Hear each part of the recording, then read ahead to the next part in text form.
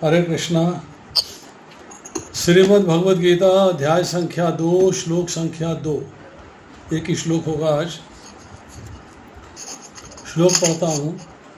श्री भगवान उवाच कुतः त्वा कश्मलमिदं भीष्मे समुपस्थितम् अनार्यजुष्टम् अस्वर्गयम् अकीर्तिकरम् अर्जुनः। और बाद में लिखते हैं शिल प्रभुपाद, श्री भगवान ने कहा, हे अर्जुन, तुम्हारे मन में ये कलमश आया कैसे? ये उस मनुष्य के लिए तनिक भी अनुकूल नहीं है जो जीवन के मूल्य को जानता हो। इससे उच्च लोक की नहीं अपितु अपयश की प्राप्ति होती है। तुम्हारे मन में कलमश आया कैसे? किस कलमश की बात कर रहे हैं भगवान? ये बात समझने वाली है। पिछला अध्याय हमने जो किया उसके अंदर चर्चा आ रही थी कि अर्जुन के मन के अंदर आ रही है बात पाप की, कि मेरे संबंधी जो है मेरे सामने खड़े होंगे और पाप का कार्य हो जाएगा, सब मारे जाएंगे, तो मुझे हिंसा करनी चाहिए या हिंसा नहीं करनी चाहिए? ये प्रश्न है उसके मन में। What should I do? क्या मैं हिंसा करूं या मैं हिंसा न करूं? स्त्रियां दूषित हो जाएंगी, कुल धर्म नष्ट हो जाएगा, कुल व्यवस्था समाप्त हो जाएगी, पिंड देने वाला जल देने वाला कोई नहीं रहेगा, अधर्म फैल जाएगा और अल्टीमेटली इन सबको मारने से मुझे पाप लगेगा। ये बात उसके मन में आ रही है। घर से तू युद्ध करने के लिए आया है, युद्ध करने का डिसीजन तुम लोगों का है। महारानी कुंती ने तुमको संदेश दिया है, महारानी कुंती ने तुमको संदेश दिया है कि जिस कार्य के लिए क्षत्राणी पुत्र को जन्म देती है वो कार्य पूरा करने का समय आ गया है। अब युद्ध होगा। कारण बने दो, कृष्ण को कैद करने का प्रयास किया गया और द्रौपदी का वस्त्र हरण करने का प्रयास किया गया। दो कारण बने। अब युद्ध के क्षेत्र के अंदर आके तुम जो है युद्ध से पलायन करना चाहते हो, युद्ध से भाग जाना चाहते हो। You don't want to fight. अब इसके लिए जो है उसने अपना धनुष रख दिया है, नंबर 1, और आंखों से आंसू बह रहे हैं, अश्रुपूरित नेत्र हो गए हैं, और उसने जो है अपने रथ के ऊपर धनुष रख के अश्रुपूरित नेत्रों से बैठे हुए ये कहा है कि मैं अब युद्ध नहीं करूँगा। अब इस कंडीशन के अंदर अब संजय धृतराष्ट्र को बता रहे हैं, जो हमने पिछली बार श्लोक किया था, तम तथा कृपयाविष्टम अश्रुपूर्ण आकुल ईक्षणम विषीदंतम इदम वाक्यम उवाच मधुसूदनः।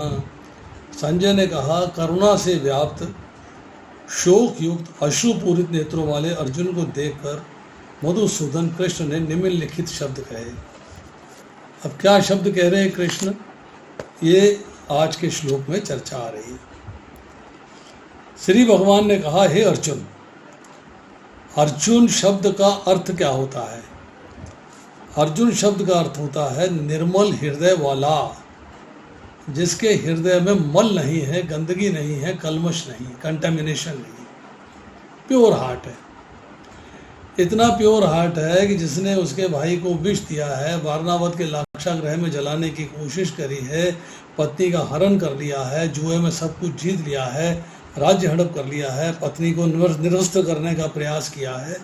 जब वो अज्ञातवास में थे तब उनसे युद्ध करके उनको पकड़ने का प्रयास किया है, और 5 पाँव भी भूमि का देने को लिए तैयार नहीं है, उसको भी क्षमा करने को तैयार है। ये निर्मल हृदय है, उसको भी क्षमा करने के लिए तैयार है। तो कृष्ण कहते हैं, हे अर्जुन, तुम्हारे मन में ये अज्ञान, ये कलमश कंटेमिनेशन मीन्स अज्ञान का कलमश। अज्ञान कैसे आया? क्या ज्ञान आया? कि मैं युद्ध नहीं करूँगा, पाप हो जाएगा, स्त्रियां दूषित हो जाएंगी, जो मैंने बातें अभी बताई सारी बातें अज्ञानवश हैं। तो ये उस मनुष्य के तनिक भी अनुकूल नहीं है। तनिक मीन्स थोड़ा सा भी उसके फेवर में नहीं जाता। जो जीवन के मूल्य को जानता हो, जो जानता हो कि जीवन का अर्थ क्या है और जीवन में क्या कार्य करने चाहिए, अर्थात वर्णाश्रम धर्म के अनुसार कैसे चलना चाहिए, कैसे अपनी कर्तव्यों का पालन करना चाहिए। और फिर भगवान कहते हैं इससे उच्च लोक की नहीं अपितु अपयश की प्राप्ति होती है, बदनामी मिलती है, अपयश होता है। अब यहाँ पर जो शब्द आ रहे हैं, अनार्य, अस्वर्गम, अकीर्ति, 3 शब्द आए। अनार्य का मतलब है जो लोग जीवन के मूल्य को नहीं जानते, अर्थात आर्य वो लोग हैं जो समझदार हैं, श्रेष्ठ हैं, इंटेलिजेंट हैं, जो जीवन के मूल्यों को जानते हैं, उन्हें आर्य कहा जाता है। वो अपने कल्याण के उद्देश्य से कभी विचलित नहीं होते। They know what is to be done, कर्तव्य क्या है, अकर्तव्य क्या है, सब जानते समझते हैं। उसके बाद आती है यहाँ पे चर्चा अस्वर्गम, उच्च लोगों को न ले जाने वाला, कि पुण्यात्मा लोग जो है वो स्वर्ग की इच्छा रखते हैं। अब तुम पुण्यात्मा हो, तुम्हें भी स्वर्ग की इच्छा रखनी चाहिए, परंतु तुम जो है उसको भी छोड़ने को तैयार हो, अपने संबंधियों को मारने के लिए तैयार नहीं हो। और उसके बाद है अकीर्ति, मतलब अपयश।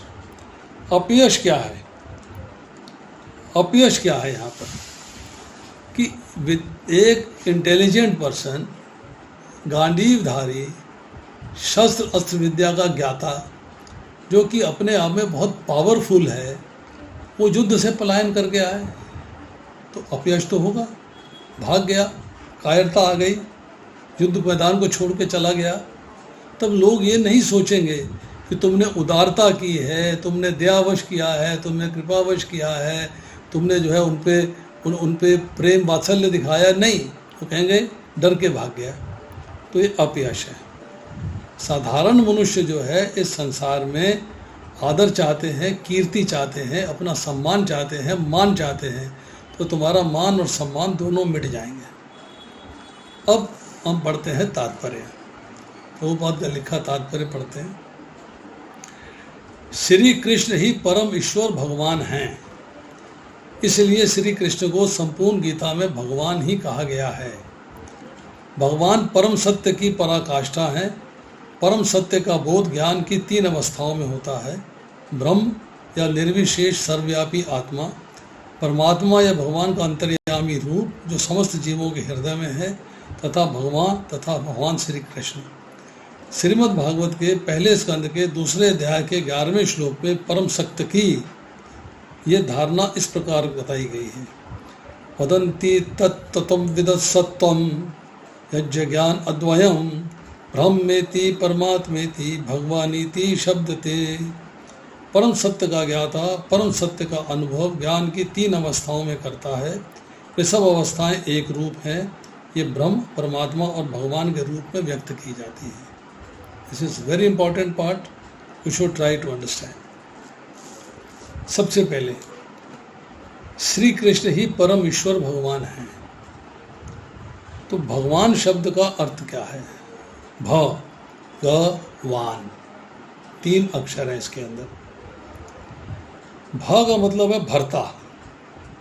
भर्ता का अर्थ है प्रोवाइडर एंड प्रोटेक्टर, जो पालन पोषण करता है, लालन पालन करता है। गा का अर्थ है गति। गति का मतलब है गोल, क्रिएटर, जो आपको चलाता है, आपको क्रिएट करता है। अब क्रिएशन हम कहते हैं तो ब्रह्मा जी ने किया, तो फ़र्क क्या है दोनों में? अंतर क्या है? किसको माने, कृष्ण को माने कि ब्रह्मा जी को माने? तो ये बात जो है क्लियर होनी चाहिए।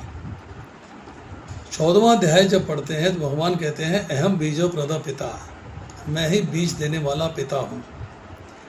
तो भगवान ने जीवों की जीव जो है भगवान से प्रकट हुए हैं, भगवान के भिन्न अंश हैं। ममय वंशे जीव भूते सनातन। भगवान का भिन्न अंश है, भगवान से अलग हुए हैं।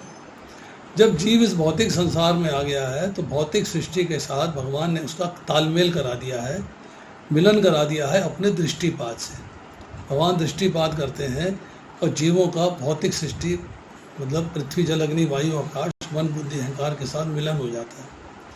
अब ब्रह्मा जी का रोल शुरू होता है कि ब्रह्मा जी जो है इन जीवों को शरीर देते हैं, उनके कर्म फलों के अनुसार। उनके जो भगवान ने दृष्टिपात कराया है, भौतिक सृष्टि अवेलेबल हो गई, अर्थात पृथ्वी जल अग्नि वायु आकाश मन बुद्धि अहंकार ज्ञान की इंद्रियाँ कर्म की इंद्रियाँ उनके विषय सब अवेलेबल हो गए हैं। अब ब्रह्मा जी जो है उनको ज्वाइन करा के शरीर प्रदान करते हैं कर्म फलों के अनुसार। तो क्रिएटर भगवान है। नंबर 2, वान का मतलब है सर्वत्र सर्वव्यापी ऐश्वर्य का स्वामी, जिससे सब कुछ होता है। नारद पुराण के अंदर जो है इसकी चर्चा आती है। Everything depends on M. यही भगवान 10वें अध्याय के 8वें श्लोक में कहते हैं, अहम सर्वस्व प्रभो, सबका उद्गम मेरे से ही होता है।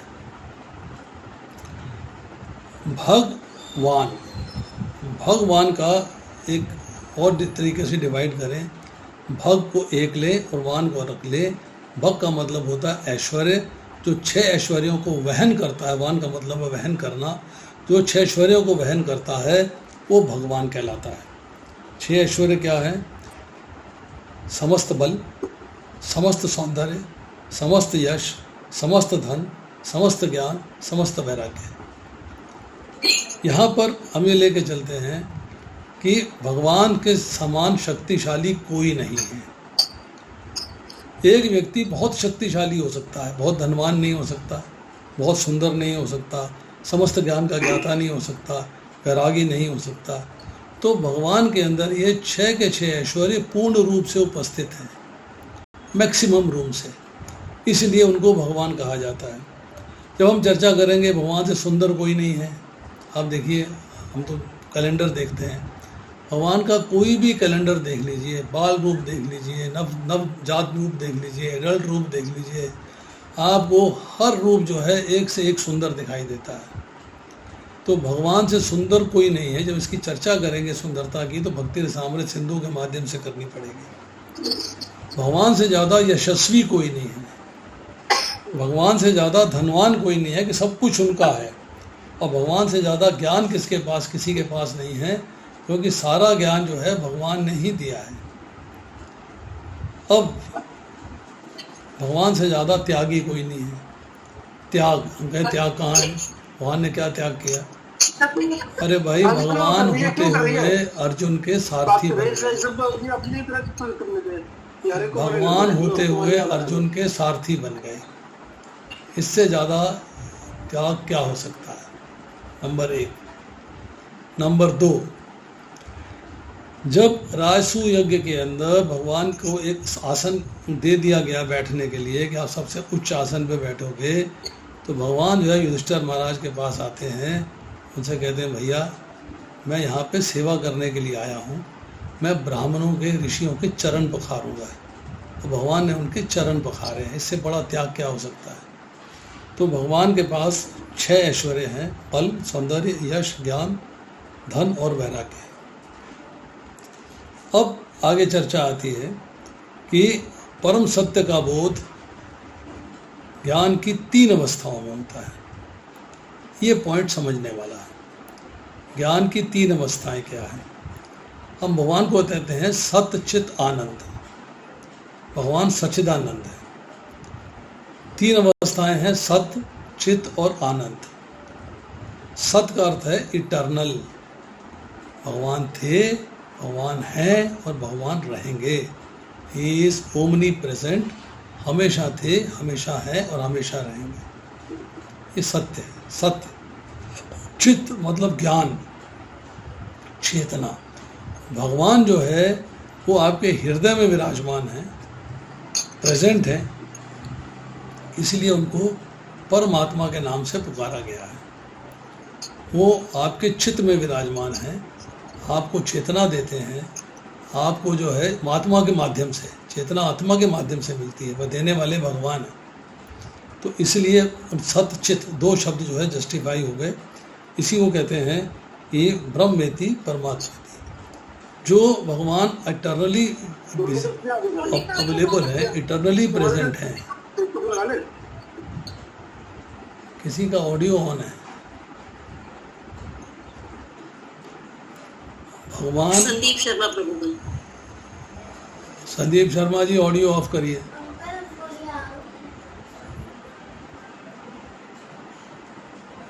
आप जो है जब भगवान को अंडरस्टैंड करते हैं, भगवान को रियलाइज़ करते हैं, तो आपको ये समझना चाहिए कि ब्रह्म, परमात्मा और भगवान तीन स्थितियों में समझना है। तो ब्रह्म को जो है कहते हैं कि निर्विशेष, अर्थात ब्रह्म ज्योति के नाम से पुकारा जाता है। ब्रह्म ज्योति का मतलब है कि भगवान जो है वो उनके अंगों की जो कांति है उसको जो है ब्रह्म ज्योति कहा जाता है। तो कुछ लोग जो है भगवान को विशेष नहीं मानते, सगुण साकार नहीं मानते, वो कहते हैं कि भगवान एक रोशनी का पुंज हैं, तो इसलिए उनको जो है ब्रह्म के नाम से पुकारा गया है। परंतु ब्रह्म शब्द जो है भगवद गीता के अंदर भगवान के लिए भी इस्तेमाल हुआ है, ब्रह्म ज्योति के लिए भी इस्तेमाल हुआ है, और ब्रह्म जो है कई जगह पे भगवद गीता में आत्मा के लिए भी इस्तेमाल हुआ है। 13वें अध्याय में जाएंगे तो ब्रह्म को आत्मा की जगह इस्तेमाल किया गया है, तो वहाँ कन्फ्यूज़ नहीं होना है। अब हम कहते हैं कि ब्रह्म ज्योति अर्थात भगवान रोशनी का पुंज है। भगवान के अंगों से जो कांति निकलती है उसको ब्रह्म ज्योति के, ब्रह्म मतलब भगवान की ज्योति, भगवान की ज्योति है वो, उसको निर्विशेष अर्थात निर्गुण निराकार रूप मान लिया जाता है, तो उसको ब्रह्म के नाम से पुकार दिया जाता है। परंतु आत्म प्रबोधिनी, उसके अंदर एक श्लोक है, ब्रह्मण्यो देवकी पुत्राय, ब्रह्मण्यो मधुसूदनाय, ब्रह्मण्यो पुंडरीकाक्षाय, ब्रह्मण्यो विष्णुच्युत है। देवकी पुत्र ही ब्रह्म है, अर्थात देवकी पुत्र ही भगवान है। यहाँ पे ब्रह्म जो है भगवान के लिए इस्तेमाल हो रहा है। देवकी पुत्र ही ब्रह्म है, अर्थात देवकी पुत्र ही भगवान है। ब्रह्मण्यो मधुसूदन है, जिन्होंने मधु नामक असुर का वध किया है वही भगवान है। जिनकी आंखें कमल की पंखुड़ी के समान है, पुंडरीकाक्ष, अक्ष मतलब होता है आँख, पुंडरीक मतलब होता है कमल की पंखुड़ी।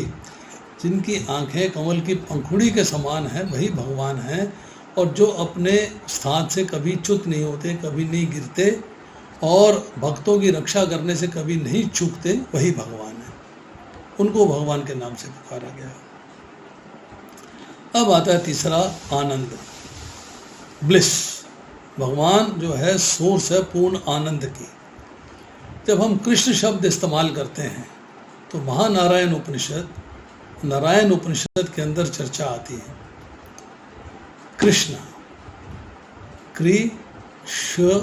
कृष्ण एक हो गया, अणा दूसरा शब्द हो गया। कृष्ण का अर्थ ये है कि संपूर्ण सत्ता के स्वामी होते हुए भी सबको आनंद देने वाले हैं।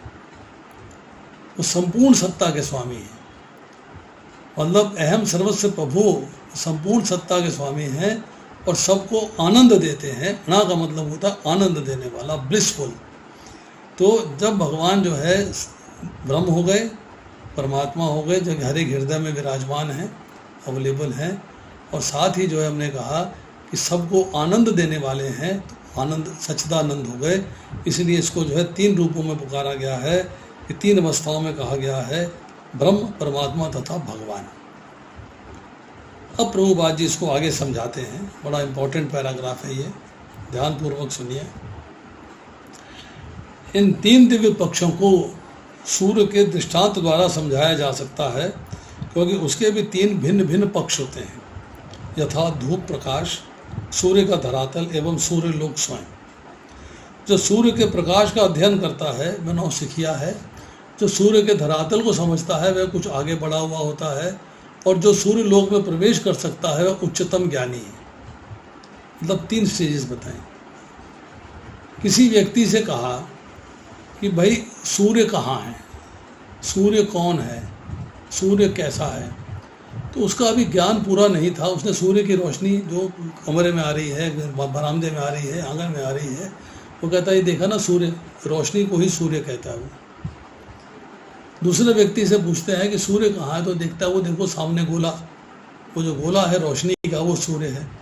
जब तीसरे व्यक्ति से पूछते हैं जिसको डिटेल नॉलेज है, वो कहता है कि वो सूर्य है, एक लोक है, और सूर्य लोक का एक देवता है विवस्वान, जो उसका स्वामी है, देवता है। तो कंप्लीट नॉलेज क्या हुई, सूर्य लोक का देवता, सूर्य का गोला और सूर्य की रोशनी, 3 चीज़ें हो गई। तो सूर्य की रोशनी को ब्रह्म से मुकाबला कर लीजिए, जैसे भगवान की रोशनी है ब्रह्म है। परमात्मा को सूर्य के गोले की तरह समझ लीजिए, और अंदर जो विवस्वान बैठे हैं उनको भगवान की तरह समझ लीजिए। मतलब वो भगवान नहीं है, ये मत समझ लीजिएगा सो विवस्वान भगवान है। मतलब एक उदाहरण दिया गया है, जैसे वहाँ पर 3 चीज़ें हैं, यहाँ भी 3 चीज़ें हैं, ब्रह्म, परमात्मा और भगवान।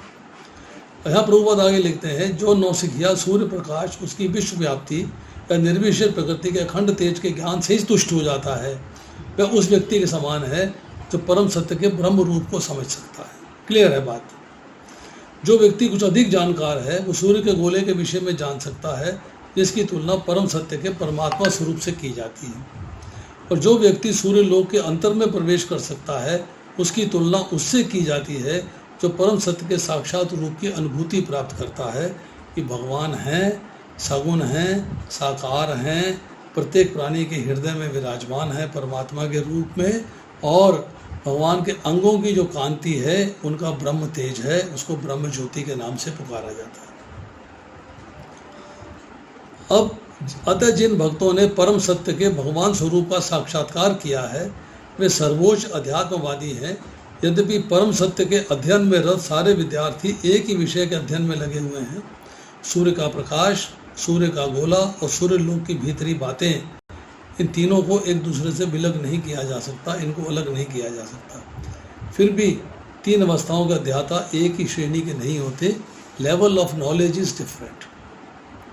अब देखिए, इसको एक और उदाहरण से समझते हैं, एक और एग्जाम्पल देते हैं आपको। एक छोटा सा गांव है, उस गांव के अंदर जो है, जो रहने वाले लोग हैं, उन्होंने कभी रेलगाड़ी नहीं देखी, उन्हें रेलगाड़ी का पता नहीं है, दे हैव नो नॉलेज। खबर आती है कि गांव के 7-8 किलोमीटर दूर से रेलवे लाइन बिछ गई है और उसके ऊपर जो है रेलगाड़ी आया करेगी। तो उनमें जिज्ञासा हुई कि हमें रेलगाड़ी देखनी चाहिए, रेलगाड़ी कैसी है। They want to know, they want to understand what is a train. अब सारा गांव रेलगाड़ी देखने जाना चाहता है, तो उन्होंने ये प्लान किया कि सारा गांव न जाए, 3 लोग चले जाएं, जाके रेलगाड़ी दिखाएं। तो गांव में से 3 लोग चुने गए, 3 लोगों को चुन के रेलगाड़ी देखने के लिए भेजा जा रहा है। तीनों जो है उस गांव में पहुंचते हैं, देखते हैं एक स्टेशन है, उसमें रेल लाइन बिछी हुई है, वहाँ पे रेलगाड़ी ने आना है, पर हमें कौन बताएगा। तो किसी से पूछते हैं, वो कहता जो काले कोट वाला है वो आपको बताएगा कि रेलगाड़ी कब आएगी, कैसे आएगी, क्या होगी, क्या नहीं होगी। तो काले कोट वाले जो बाबू होता है, टीटी बाबू है, उसके पास पहुंचते हैं, उससे जाके पूछते हैं कि हमें रेलगाड़ी देखनी है। उसने कहा देखो अभी थोड़ी देर में आएगी, अंधेरा पड़ने वाला है, शाम को उसका 7 बजे का टाइम है, अभी रेलगाड़ी आती होगी, अब खड़े रहो, अभी मिल जाएगी देखने के लिए। वेट करते हैं, थोड़ी देर में टीटी कहता है वो देखो रेलगाड़ी आ गई। तो दूर से एक रोशनी का बहुत बड़ा गोला जो है वो चलता हुआ आ रहा है, वो आगे बढ़ता हुआ आ रहा है। तीनों ने देखा, उसमें से एक लड़का जो है कहने लगा ओहो रेलगाड़ी, रोशनी का गोला, और गांव की ओर भाग लिया। गांव में जाके गांव वालों को मैसेज देता है तो मैंने रेलगाड़ी देख ली है। बोले रेलगाड़ी कैसी है? तो ये बहुत बड़ा गोला है रोशनी का, रोशनी रोशनी है, एकदम चकमक कर रहा है, बहुत बड़ा गोला है रोशनी का। उसकी जो थिंकिंग है, वो नॉलेज है, वो रेलगाड़ी को एक रोशनी के गोले के बराबर मान रहा है। 2 लोग वहाँ खड़े रहे। थोड़ी देर के बाद जो है गाड़ी जो है वो थोड़ी घूमी, सांप की तरह चल रही है, उसमें लाइटें दिखाई दे रही हैं, आगे गोला दिखाई दे रहा है, पीछे कुछ रोशनियां दिखाई दे रही हैं, डिब्बे क्लियर नहीं है पर रोशनियां, खिड़कियों में से रोशनियां दिखाई दे रही, और वो चलती हुई आ रही, लहराती हुई चलती आ रही, ऐसे टेढ़ा मेढ़ा पाथ है उसके ऊपर चलती आ रही। अरे रेलगाड़ी सांप की तरह है, उसमें से रोशनियां निकलती हैं, उसके माथे पे भी रोशनी निकल रही है और अंदर भी उसके शरीर से रोशनियां निकल रही हैं, और गांव भाग जाता है। गांव में जाके नॉलेज देता है कि रेलगाड़ी जो है सांप की तरह है, चलती है और उसके शरीर में से रोशनियां निकलती हैं और उसके माथे पे रोशनी का एक गोला है, बहुत बड़ी मनी लगी हुई है, उसमें रोशनी का गोला निकलता है। तीसरा आदमी खड़ा रहा। स्टेशन पे रेलगाड़ी आई, उसने देखा गोला है, इंजन है, इंजन में ड्राइवर है, कोयला झोंक रहा है, कोयले से स्टीम बन रही है, पीछे डिब्बे हैं, डिब्बों के अंदर सीटें लगी हुई हैं, संडास बना हुआ है, फिर उसमें रोशनियां हैं, सब लोग बैठे हुए हैं। उसको कंप्लीट नॉलेज हुआ और वो गांव में जाके कंप्लीट नॉलेज देता है। मीन्स एक ही चीज़ को परसीव करने के, समझने के 3 तरीके हो गए। इसी तरह भगवान को समझने के भी 3 तरीके हो गए। कुछ लोग ब्रह्म ज्योति के रूप में जानते हैं, कुछ लोग परमात्मा के रूप में जानते हैं और कुछ लोग कंप्लीट भगवान के रूप में जानते हैं। अब प्रभुपाद लिखते हैं, संस्कृत शब्द भगवान की व्याख्या व्यासदेव के पिता पराशर मुनि ने की। समस्त धन, शक्ति, यश, सौंदर्य, ज्ञान तथा त्याग से युक्त परम पुरुष भगवान कहलाता है, जो हम चर्चा कर चुके हैं। ऐसे अनेक व्यक्ति हैं जो अत्यंत धनी हैं, अत्यंत शक्तिमान हैं, अत्यंत सुंदर हैं, अत्यंत विख्यात हैं, विद्वान हैं तथा विरक्त हैं, किंतु साधिकार ये नहीं कह सकते कि उनके पास सारा धन है, सारी शक्ति है। एकमात्र कृष्ण ही ऐसा दावा कर सकते हैं, क्योंकि वे भगवान हैं। ब्रह्मा, शिव या नारायण सहित कोई भी जीव कृष्ण के समान पूर्ण ऐश्वर्यवान नहीं है।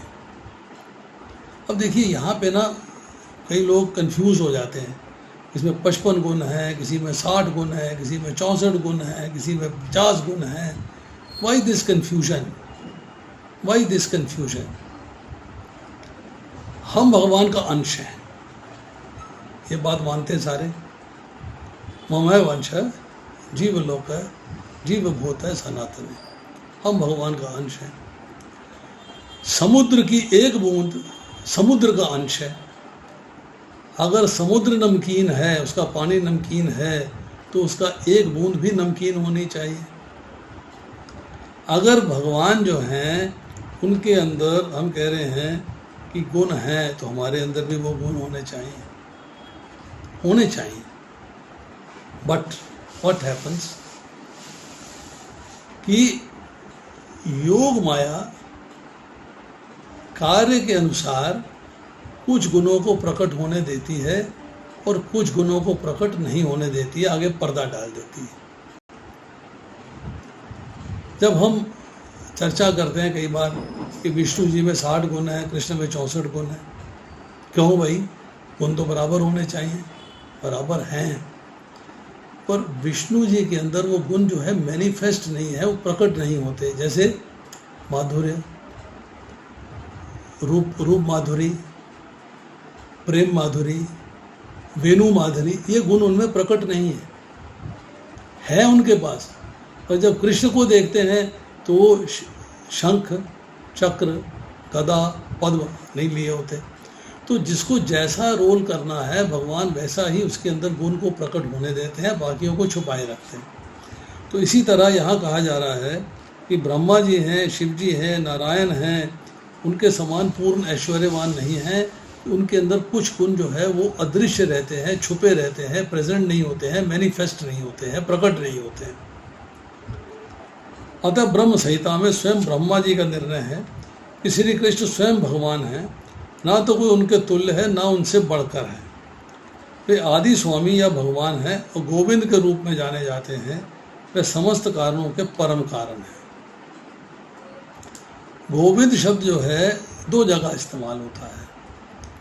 एक है इंद्रियों के स्वामी, गो का मतलब होता है इंद्रियां, जो इंद्रियों के स्वामी हैं उनको गोविंद के नाम से पुकारा जाता है। दूसरा आपकी इंद्रियों के, अपनी इंद्रियों के तो स्वामी हैं ही, आपकी इंद्रियों के स्वामी हैं। दूसरा गो का अर्थ होता है गाय, जो गौओं का पालन करते हैं, रक्षण करते हैं, गोस्वामी हैं, वो उनको भी गोविंद के नाम से पुकारा जाता है। ईश्वर है परमा कृष्णा सच्चिदानंद विग्रह है अनादि आदि गोविंदम सर्व कारण कारणम। ऐसे अनेक पुरुष हैं जो भगवान के गुणों से युक्त हैं, किंतु कृष्ण परम है क्योंकि उनसे बढ़कर कोई नहीं है। वे परम पुरुष हैं, उनका शरीर सच्चिदानंदमय है, वे आदि भगवान गोविंद हैं और समस्त कारणों के कारण हैं। ब्रह्म संहिता 5वां अध्याय श्लोक संख्या 1। अनेक पुरुष हैं जिनमें भगवान के गुण हैं। जैसे मैंने पहले बताया, कुछ गुण प्रकट हैं, कुछ गुण अप्रकट हैं, परंतु कृष्ण परम है, उनमें सारे गुण प्रकट हैं। All qualities, all characteristics are visible. वे परम पुरुष हैं, अर्थात सबके सुप्रीम हैं, इसलिए उनको कहा जाता है supreme personality of God head. अब उनका शरीर सच्चिदानंदमय है, जैसे मैंने सच्चित आनंद की बात करी, और वे आदि भगवान गोविंद हैं और समस्त कारणों कारण हैं, अर्थात अहम सर्वस्व प्रभु। सब कुछ उनसे उद्बंध होता है, उन्हीं से पालन पोषण होता है और उन्हीं में लीन हो जाता है। ये बात अलग है कि सारे कार्य जो है भगवान। देखिए, पद्म पुराण में कथा आती है, पद्म पुराण की चर्चा करते हैं, थोड़ा आपको अंडरस्टैंडिंग आएगी। शिव जी जो है भगवान कृष्ण की आराधना कर रहे हैं, उनके नाम का मंत्र जप कर रहे हैं, नाम जप रहे हैं कृष्ण का, और उनके सामने प्रकट होते हैं विष्णु। विष्णु आते हैं अपने वाहन पे, गरुड़ जी पे, लक्ष्मी जी साथ में बैठी हुई हैं। विष्णु जी उनसे कहते हैं कि मैं तुम्हारी साधना से, तुम्हारी शरणागति से, तुम्हारी भक्ति से बहुत प्रसन्न हूँ, तुम वर मांगो, क्या मांगते हो। शिव जी स्मार्ट है, कमजोर नहीं है, बहुत भौतिक कोई वस्तु नहीं मांगी। क्या कहते हैं, हे भगवान, आपको लोग परात्पर कहते हैं, निष्क्रिय कहते हैं, सच्चिदानंद कहते हैं, सर्वज्ञ कहते हैं, सर्वत्र कहते हैं, आपके बहुत नाम हैं। परम आनंदमय है, पुरुषोत्तम कहते हैं, मनोहर मूर्तिधारी कहते हैं। मैं आपके उस रूप के दर्शन करना चाहता हूँ, इस रूप के नहीं। भगवान विष्णु कहते हैं मेरे उस रूप के दर्शन करने हैं तो तुम्हें यमुना के पश्चिमी तट पर वृंदावन नामक ग्राम में आना पड़ेगा, वहाँ तुम मेरे दर्शन कर सकते हो। अब शिव जी जो है अपना ऋषभ, जो उनका मतलब नंदी वाहन है, उसके ऊपर सवार हुए और आकाश मार्ग से जो है वृंदावन जा पहुँचे। वृंदावन में पहुँचे तो वहाँ उन्होंने क्या देखा कि एक 16 वर्षीय गोप कुमारों से वस्त्र धारण किए हुए, माथे पे मोर पंख का मुकुट धारण किए हुए खड़ा है और खिलखिला रहा है। उसका बायां कंधा एक गोपी के कंधे पर है, बायां हाथ एक गोपी के कंधे पर है, और उसका चारों तरफ गोपियों का समूह है, चारों तरफ गोपियों का समूह है। अब वो जो है मुस्कुराते हुए बोले, आओ रुद्र, तुम मेरे जिस रूप के दर्शन करना चाहते थे, जिसे लोग पुरुषोत्तम कहते हैं, मनोहर मूर्तिधारी कहते हैं, निष्क्रिय कहते हैं, परात्पर कहते हैं, वो ये है। उसके बाद बड़ी लंबी चर्चा है, बहुत लंबी डिस्कशन है, उस पर ना जाके कुछ शब्द मैं उसमें से पढ़ के मतलब सुनाता हूँ आपको। फिर कृष्ण कहते हैं कि ये मेरी सब सखियाँ हैं, इनमें मुख्य है राधा जी, मैं इनका साथ छोड़कर कभी नहीं जाता, मैं इनका साथ छोड़कर कभी नहीं जाता, मैं वृंदावन छोड़ के कहीं नहीं जाता। मेरे तक पहुंचने का रास्ता राधा जी के रास्ते से है। जो मेरी इस प्राण प्रिया सखी को प्रसन्न कर लेता है वो मुझे प्राप्त कर लेता है। फिर जब उन्होंने कहा कि मैं वृंदावन छोड़ के कहीं नहीं जाता, फिर कहा है कि मेरे सारे कार्य मेरे वासुदेव स्वरूप के द्वारा किए जाते हैं। भगवान की जो एक्सपेंशंस हैं उसमें जो वासुदेव एक्सपेंशन है वो आगे एक्सपेंड करते हैं, आगे विस्तार करते हैं और उनके द्वारा जो है सारे कार्य किए जाते हैं। तो यहाँ जो है कह रहे हैं कि भगवान जो है समस्त कारणों के परम कारण हैं। उसके बाद भगवान की चर्चा जो हुई उसमें एक लाइन में और बताता हूँ कि जो संपूर्ण प्राणियों की उत्पत्ति और प्रलय, गति और आगति, विद्या और अविद्या को जानता है वही पुराण है। विष्णु पुराण में 6वां खंड 5वां अध्याय 78वां श्लोक और नारद पुराण में 46वां अध्याय और 21वां श्लोक, इसमें चर्चा है।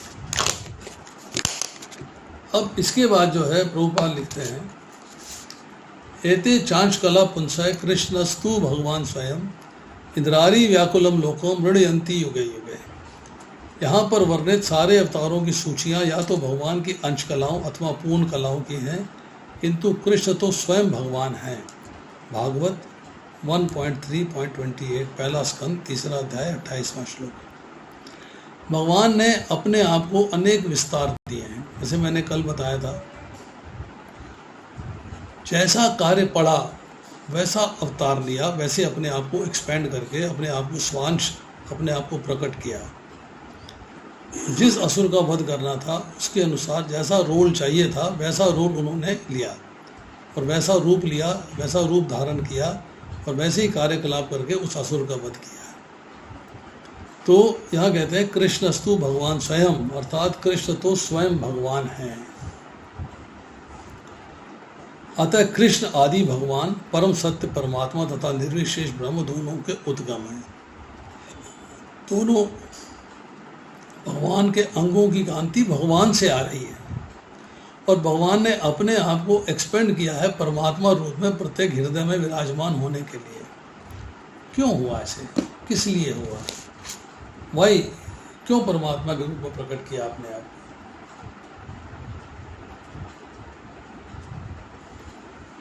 मम अंशो जीवलोक है, ये जीव मेरा ही भिन्न और सनातन अंश है। अब भगवान कहते हैं कि जीव की इच्छा हुई है मेरे धाम को छोड़ के पृथ्वी लोक पर जाके आनंद लेने की, वॉन्ट्स टू एंजॉय। अब जब एंजॉय करना चाहता है और मैं पिता हूँ, पिता होने के नाते मेरा कर्तव्य बनता है कि मैं उसकी केयर लूँ। अब केयर कैसे लूँगा? मैंने उसे कर्म करने की, इच्छा करने की स्वतंत्रता दे रखी है, बट उपद्रष्टा अनुमंता साक्षी 13वें अध्याय का 23वां श्लोक है। मैं अनुमति देने वाला, मैं साक्षी गवाही देने वाला, उपद्रष्टा वॉच करने वाला। मैं उस रूप में परमात्मा स्वरूप में उसके हृदय में विराजमान हो जाता हूँ, उसको अकेला नहीं छोड़ता। I don't want to leave him alone, मैं अकेला नहीं छोड़ता उसको, मैं उसके साथ रहता हूँ, उसके हृदय में प्रेजेंट हो जाता हूँ, उसके हृदय में अवेलेबल रहता हूँ मैं। अब भगवान की उपस्थिति में अर्जुन द्वारा स्वजनों के लिए शोक करना सर्वथा अशोभनीय है। अतः कृष्ण ने कुतः शब्द से अपना आश्चर्य व्यक्त किया है। कुतः कैसे, किस लिए? आर्यन जैसी सभ्य जाति के किसी व्यक्ति के लिए ऐसे मलिनता की उम्मीद नहीं की जाती जो अपने जीवन के मूल्यों को समझता हो। Why should he act like this, why should he behave like this? Aryan शब्द उन व्यक्तियों पर लागू होता है जो जीवन के मूल्यों को जानते हैं और जिनकी सभ्यता आत्म साक्षात्कार पर निर्भर करती है। आर्य अंडरस्टैंड्स सेल्फ रियलाइजेशन, अपने बारे में जानता है कि मैं कौन हूँ, मैं कहाँ से आया हूँ, मुझे मृत्यु के बाद कहाँ जाना है, मैं यहाँ क्यों आया हूँ, किस तरह से यहाँ फंसा हुआ हूँ, मुक्ति क्या है, मुक्ति कैसे मिलेगी, कौन दिलवाएगा, भगवान कौन है, भगवान का नाम क्या है, भगवान से अपने आप को कैसे जोड़ना है, बंधन क्या है, कर्म क्या है, कर्म का फल क्या है, इस बंधन से मुक्त कैसे होना है, जो इन सब बातों का उत्तर जानने का प्रयास करता है वो आर्य है। देहात्म बुद्धि से प्रेरित मनुष्यों को यह ज्ञान नहीं रहता कि जीवन का उद्देश्य परम सत्य विष्णु या भगवान का साक्षात्कार है। वे तो भौतिक जगत के बाह्य स्वरूप से मोहित हो जाते हैं। जब ये दूसरे अध्याय का हम जब 42वां श्लोक पढ़ेंगे तब हम ये बात जानेंगे कि व्यक्ति जो है वेदों के अलंकारमयी शब्दों से मोहित हो जाता है, अट्रैक्ट हो जाता है, पर एक्चुअल जो अट्रैक्शन है वो भगवान से होना चाहिए, जो हम नहीं करते हैं, नहीं समझते हैं, वी डोंट अंडरस्टैंड इट। जिन पुरुषों को भौतिक बंधन से मुक्ति का कोई ज्ञान नहीं होता वे अनार्य कहलाते हैं। यद्यपि अर्जुन क्षत्रिय था किंतु युद्ध से विचलित होकर वह अपने कर्तव्य से च्युत हो जाता है। क्षत्रिय होने के नाते उसका कर्तव्य है, कुछ गुण होते हैं क्षत्रिय के उन गुणों का उसको पालन करना चाहिए था।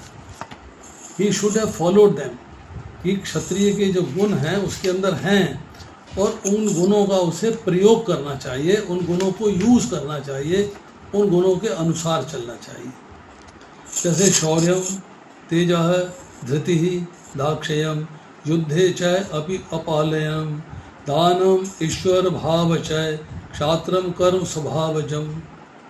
वीरता, शक्ति, संकल्प, दक्षता, युद्ध में धैर्य, उदारता तथा नेतृत्व ये क्षत्रियों के स्वाभाविक गुण हैं। अब कर्तव्य क्या है?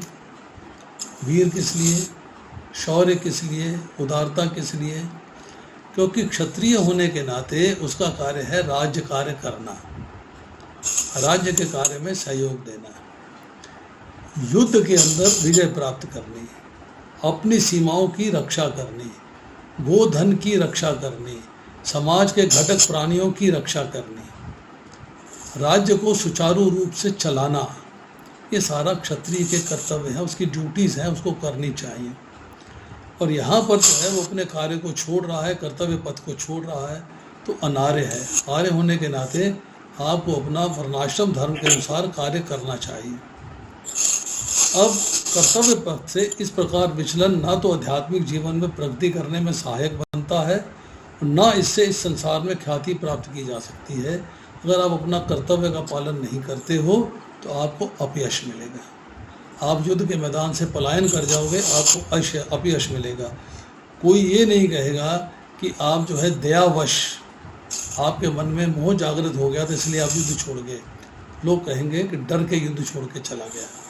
प्यारा क्षौणी सेना को देख के डर गया। भीष्म पितामह, द्रोणाचार्य, दुर्योधन और दुशासन, इनको देख, कर्ण को देख के, अश्वत्थामा को देख के युद्ध छोड़ के चला गया, इसे अपयश की प्राप्ति होगी। तो भगवान कृष्ण ने अर्जुन द्वारा अपने स्वजनों पर इस प्रकार की करुणा का अनुमोदन नहीं किया है। भगवान ने अनुमोदन नहीं किया है कि आपको ऐसा कार्य करना चाहिए, भगवान इसको एक्सेप्ट नहीं करते हैं। अब कोई कहता है, लोग कहते हैं, आमतौर पे फीलिंग आती है कि हमें जो है अर्जुन को भगवान ने इंस्टिगेट किया है युद्ध करने के लिए, भड़काया है युद्ध करने के लिए। नहीं, भगवान ने अर्जुन को भड़काया नहीं है। भगवान ने अर्जुन को ज्ञान दिया है, कर्तव्य का बोध कराया है, कर्तव्य के बारे में समझाया है कि what is your duty and what should you do, how should you perform. भगवान ने ये बात उसको क्लियर करी है। भगवान ने ये बात क्लियर करी है कि आपको किस प्रकार से जो है युद्ध के अंदर पार्टिसिपेट करना चाहिए और क्यों करना चाहिए। ये बात ज़रूरी है, ये एसेंशियल है अंडरस्टैंड करनी। और यही बात जो है अर्जुन जो है भगवद गीता के अंत में कहता है, नष्ट मोहो स्मृति लब्धवा, आपकी कृपा से मेरा मोह नष्ट हो गया है, मेरी याददाश्त, मेरी स्मृति मुझे वापस मिल गई है। करिष्ये वचनम तवा, मैं जैसा आप कहेंगे वैसा करने के लिए तैयार हूँ। भगवान ने भड़काया नहीं है उसको, उसकी स्मृति वापस दिलवाई है, उसे कर्तव्य का ज्ञान दिया है। तो ये दूसरा श्लोक अभी समाप्त होता है। अभी किसी का कोई प्रश्न है तो पूछ सकता है। Most welcome to ask. Krishna Guru ji, दंडवत प्रणाम। प्रभु जी, मंजू गोयल माता जी आई हुई है। उनका ये प्रश्न था कि जैसे घर में किसी की डेथ हो जाती है और सूतक का पालन किया जाता है, वो कह रही है कि मैं अपने आप को अपने डेटी से दूर नहीं रख पा रही हूँ, मुझे क्यों पालन करना चाहिए सूतक का? लास्ट पॉइंट दोबारा बोलिए। वो कह रही है कि मुझे अच्छा नहीं लगता डेटी से इतने दूर रहना, मैं सेवा नहीं कर पा रही हूँ। तो वो कह रही है कि आप मुझे बताएं कि क्यों मैं दूर रहूं अपने ड्यूटी से। तो मैंने कहा आप क्वेश्चन कीजिएगा। तो कहने लगी कि मैंने कभी किया नहीं क्वेश्चन, आप कीजिए मेरे बिहाफ पर। कौन माता जी है ये? मंजू गोयल माता जी, आप जानते हैं ना, महेश गोयल प्रभु जी और मंजू गोयल माता जी, पनीर वाले। हाँ जी हाँ जी। देखिए, ऐसा है, इस बात को समझना आवश्यक है कि परिस्थितिवश हमें बहुत सारे डिसीजन लेने पड़ते हैं। हमें लेने पड़ते हैं डिसीजंस, परिस्थिति के अनुरूप हमें डिसीजंस लेने पड़ते हैं।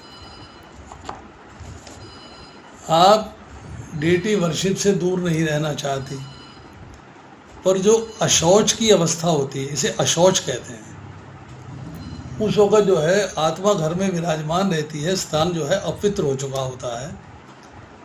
उस वक़्त जो है डेटी वर्शिप बैंड है, दरवाजे को बंद रखना चाहिए, मंदिर को बंद कर देना चाहिए, या अपनी डेटीज किसी दूसरे घर में दे देनी चाहिए जो उनकी सेवा करती रहती है। आपको नहीं करनी।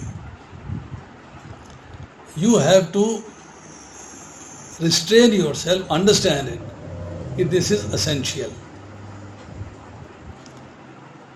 जब 10वां दिन बीत जाता है, 11वां दिन आता है, आप उसका क्रियाकर्म कर देते हो और दैविक संस्कार हो जाता है। वैश्यों में 15 दिन होता है, क्षत्रियों में 12 दिन होता है और ब्राह्मणों में 10 दिन होता है। उसके बाद जो है जब उसका आप संस्कार कर देते हो, क्रियाकर्म संस्कार हो जाता है, फिर घर में आप जो है एक विष्णु यज्ञ कराते हो। एक विष्णु यज्ञ होने के बाद घर को प्योरीफाई करते हो, पवित्र करते हो। पवित्र होने के बाद चूँकि आत्मा वहाँ से प्रेत योनि से विदा हो चुकी होती है और आपने घर को पवित्र किया है, फिर आप डेटीज़ के दरवाजे खोलते हो या डेटीज़ को दूसरे घर से अपने घर में लेके आते हो और उनकी सेवा आरंभ करते हो। दीज आर असेंशियल नॉर्म्स, भक्ति के असेंशियल नॉर्म्स हैं। उसमें सेंटिमेंटल या इमोशनल होने की आवश्यकता नहीं है। Don't have to become sentimental और इमोशनल, ये बात जाननी है, ये बात समझनी है।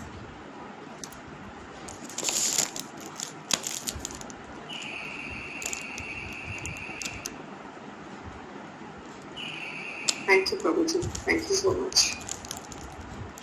और बताइए, बोलिए Parameshwari Mata ji. Thank you so much Prabhu ji, बहुत अच्छे से आपने एक्सप्लेन किया। मेरे एक्चुअली 2 क्वेश्चन हैं। एक क्वेश्चन एज यूजुअल जो मुझे हर श्लोक के लिए होता है कि ये श्लोक मेरी लाइफ में कैसे एप्लीकेबल है, इसमें से मैं क्या अपने लिए सीख ले सकती हूँ? ऐसा है कि आपको एक बात बताऊं, एक प्रोग्राम हमारे इस्कॉन में स्टार्ट हुआ था जिसे कहते थे भक्ति वृक्ष। जी। भक्ति वृक्ष के अंदर अब तो बड़े बड़े मॉड्यूल आ गए, बड़े बड़े मॉडल्स आ गए, बड़ी बड़ी बातें आ गई, बहुत नया नया सिस्टम बन गया। पर हमने जो है 97 में जब भक्ति वृक्ष चालू किया था तो हम भगवत गीता के श्लोकों से किया करते थे। जी। भगवत गीता के श्लोक से होता था वो। उसमें ये होता था, एक शब्द है इंग्लिश का, अदर 3 वर्ड्स हैं, उनके पहले लेटर्स हैं DUA। DUA आम भाषा में दुआ कह लीजिए दुआ एक कास्ट भी होती है। DUA, उसमें हम कोई भी श्लोक है या प्रकरण है, ये नहीं कि इंडिविजुअल श्लोक हो, एक प्रकरण है कि पहले से पहले अध्याय, पहला श्लोक से लेकर 10वें श्लोक तक का एक प्रकरण है, एक ब्लॉक है। उसमें आपको डिस्कवरी करनी है कि कौन से पॉइंट इम्पोर्टेंट हैं जो हमें समझने चाहिए, ठीक है। वो आपको नोट करने चाहिए, लिखने चाहिए क्लास से पहले। तो हमारे यहाँ जो लोग आया करते थे, हमारे पास 45 लोगों की क्लास होती थी। दिल्ली में एक ही प्रोग्राम था, ओनली फर्स्ट प्रोग्राम इन दिल्ली जो हमने स्टार्ट किया था। तो उसके अंदर जो है सिस्टम ये होता था कि आपको डिस्कवरी करनी है कि इम्पोर्टेंट पॉइंट्स क्या हैं, पहले से पढ़ना है और उसको लिख के रखना है। आपने लिख लिया। अब उसके बाद था यू का मतलब है अंडरस्टैंडिंग। तो यू हैव टू अंडरस्टैंड कि इसमें हमें क्या चीज़ समझनी चाहिए। पहले डिस्कवर किया कि इम्पोर्टेंट पॉइंट्स क्या हैं, फिर क्या कि हमें उसके अलावा या उसके अंदर से क्या समझना चाहिए, अंडरस्टैंडिंग हो गई। और थर्ड पॉइंट आता था एप्लीकेशन, कि how to apply that thing in life, उसको लाइफ में अप्लाई कैसे किया जाएगा। तो you are following the third part. पहले 2 पार्ट आपने किए हैं कि नहीं किए हैं? मैंने अपने उससे जो है वो नहीं किया है कि डिस्कवर जैसे जो आप कह रहे हैं या अंडरस्टैंडिंग। यहाँ क्लास में जो आपने डिस्कशन किया है उसके बिहाफ पे मुझे जो समझना था मैंने क्वेश्चन राइज किया है। चलिए मैं आपसे एक रिक्वेस्ट करता हूँ जी। अभी आपका आंसर दूंगा। जी। आप लोग जो है 2-3 मिनट के लिए हरे कृष्ण कीर्तन करिएगा, ठीक है। सब लोग करिएगा मिलके। मैं अभी 2 मिनट में आ रहा हूँ। जय श्री कृष्ण चैतन्य प्रभु नित्यानंद श्री अद्वैत गदाधर शिवासादि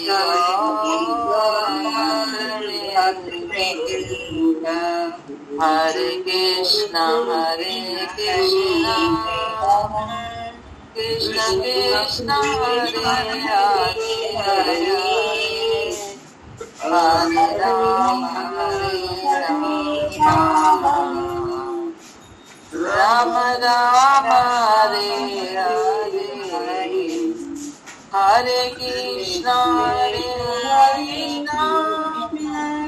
कृष्ण कृष्ण हरे हरे हरे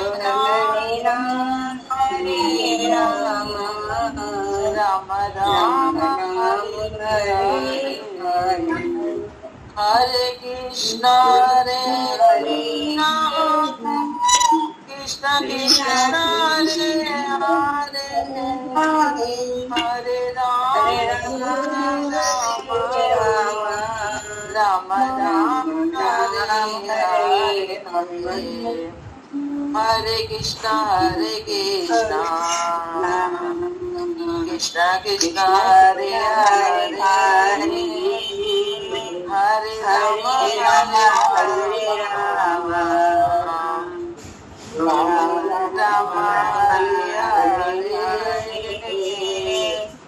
हरे कृष्ण कृष्ण कृष्ण हरे हरे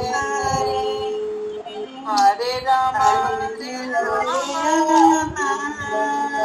राम